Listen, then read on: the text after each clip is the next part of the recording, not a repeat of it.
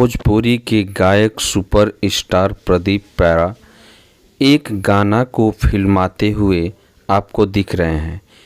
इस गाने को फिल्माते हुए उन्होंने अपने दिल की व्यथा को व्यक्त कर रहे हैं और आपको देखने से यह पता चल जा रहा होगा कि यह दारू पीकर धुत है और अपने भाभी से उस लड़की के बारे में बयां कर रहे हैं जो लड़की इनके दिल को टुकड़े टुकड़े कर दी है, इनको प्यार में धोखा दी है। तो आप इस तरह से देख सकते हैं कि किस प्रकार इस गाना को फिल्माया गया है। भाभी का रोल किया है अंजलि चौहान ने और खुद फिल्माया है इस गीत को प्रदीप प्यारा जी ने।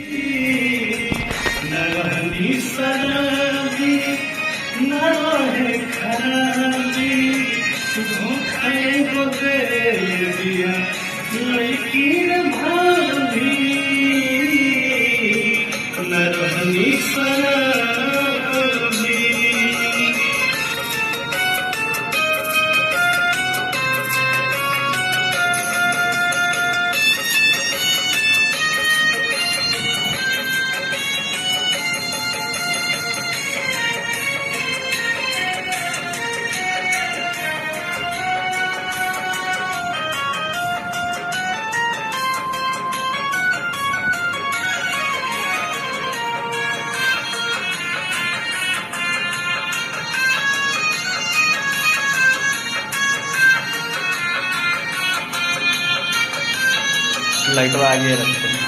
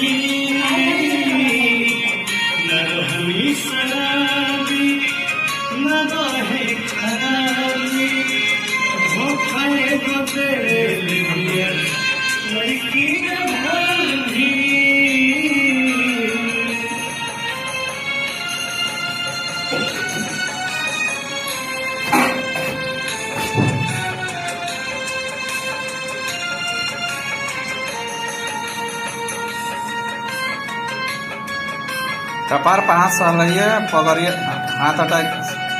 आपको कह रहे हैं आपको।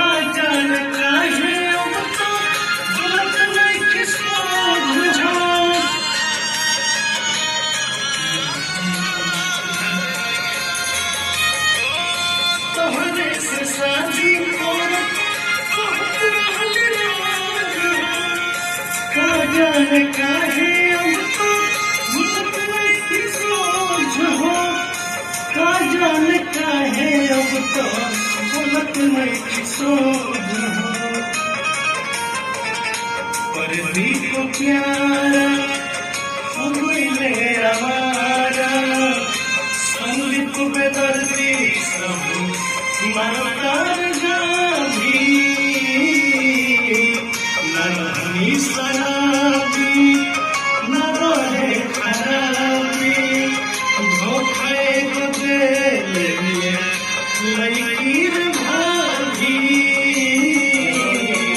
नरहनी शराबी न रहे खराबी नरहनी शराबी न रहे खराबी एगो देली है लड़की रे भाभी दोनों हाथ से चेहरा पकड़िए।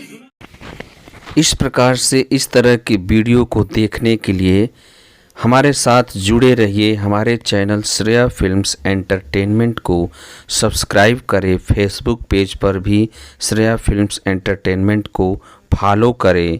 आपको यह वीडियो देखने के लिए धन्यवाद। बस